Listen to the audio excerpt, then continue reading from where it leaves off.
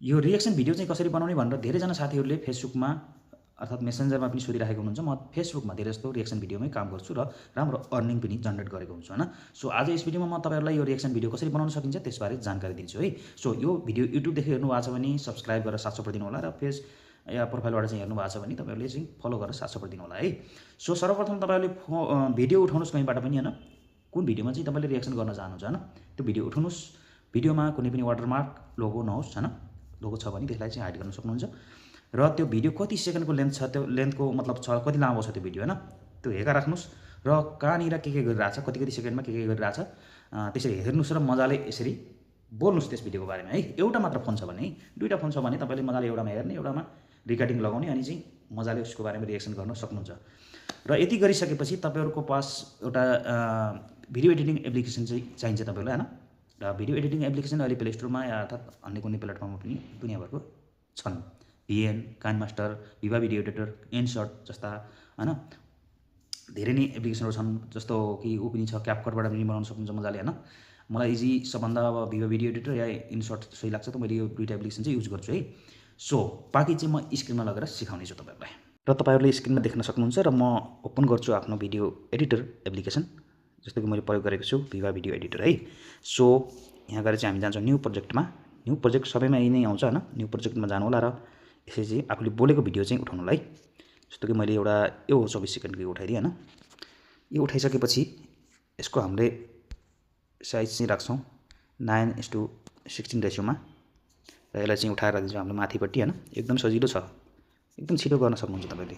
त्यसपछि यहाँनिर देख्न सक्नुहुन्छ तपाईँले ओभरलेमा क्लिक गरेर तपाईँले भिडियो अर्को राख्न सक्नुहुन्छ। त्यहाँ जुन भिडियोमा तपाईँले रिएक्सन गर्न चाहनुहुन्छ त्यो भिडियो राख्न सक्नुहुन्छ ओभरलेमा गएर है। र बाँकी भिडियोमा चाहिँ तपाईँको भिडियो लेयर पनि आउँछ कुनैमा, जस्तो काइनमास्टरमा भिडियो लेयर आउँछ। भिडियो लेयरमा गएर चाहिँ तपाईँले चाहिँ एड गर्न सक्नुहुन्छ। र हामीले चाहिँ यो विभा भिडियो एडिटर युज गरेको छ, त्यसमा ओभरले भनेर आउँछ हैन। र यहाँ देख्न सक्नुहुन्छ। र कुनै भिडियो चाहिँ हामीले लिउँछौँ, जस्तो कि यो भिडियो लिए जस्तो हैन। र यसको साइज चाहिँ हामीले के गर्छौँ, कम गरिदिन्छौँ। 4.5 राखे पनि हुन्छ तपाईँले हैन, या 6.7 4.5 राख्नुहोस्। यसरी चाहिँ यसलाई रिसाइजिङ गर्नुहोस् र हल्का माथिपट्टि चाहिँ केही लेख्नलाई चाहिँ यहाँ छोडिदिनुहोस्। यहाँ एडजस्ट गर्नु होला साइज, जति पनि टेक्स्ट अटाउन सक्छ त्यति चाहिँ छोडिदिनु होला। र यसरी चाहिँ मजाले तपाईँले हैन बनाउन सक्नुहुन्छ, देख्न सक्नुहुन्छ हैन। यसरी चाहिँ यस भिडियोको बारेमा चाहिँ यसरी बोल्नुहोस् र मजाले यहाँ टेक्स्ट राख्नुहोस्। यहाँबाट कुनै पनि टेक्स्टहरू राख्न सक्नुहुन्छ।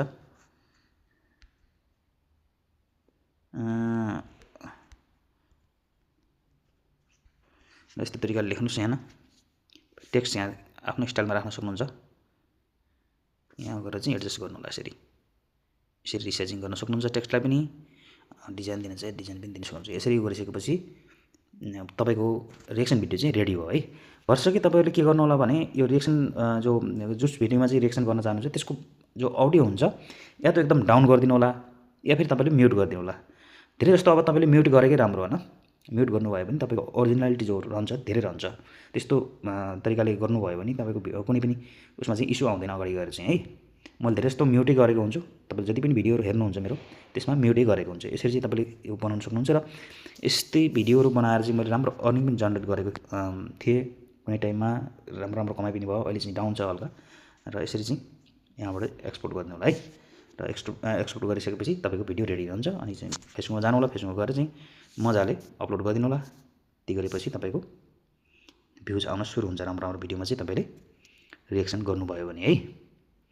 So thank you so much for watch.